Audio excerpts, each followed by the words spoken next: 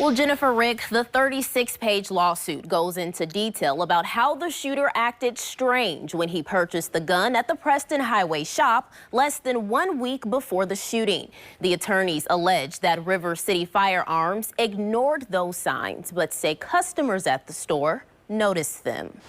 And our lawsuit seeks to hold them accountable for the foreseeable damage that their actions and inactions cause. A team of national attorneys representing victims of high-profile mass shootings are now litigators for victims of the Old National Bank shooting.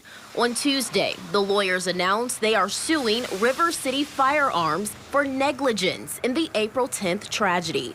On April 4th, the now deceased shooter, Connor Sturgeon, bought the AR-15 assault rifle at the store and used it to kill 5 people and wound several others. Licensed firearm dealers, like River City, are instructed by the Bureau of Alcohol, Tobacco, Firearms, and Explosives that they are the first line of defense in preventing firearms from falling into the wrong hands, and that they should not proceed with suspicious sales.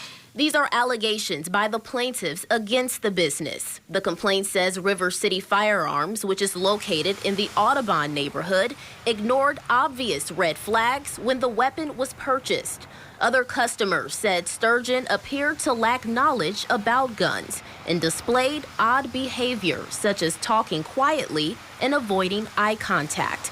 The attorneys say employees are trained to spot these signs, which should stop the sale of a deadly weapon. But that didn't happen. And per the lawsuit, additional accessories such as 30-round magazines were also sold at the encouragement of a River City Firearms employee. This isn't candy. These are things that make mass shooters more deadly. The lawsuit was filed on behalf of the families of Josh Barrick and Jim Tutt, who were killed. We have a gaping hole in our family, and my husband is gone way too soon. 4 other bank employees who were shot that day are also seeking compensation. The attorneys say this lawsuit is the first step in their efforts to prevent another tragedy. They also plan to take legal action against firearm and gun accessory manufacturers and distributors. We're going to leave no stone unturned.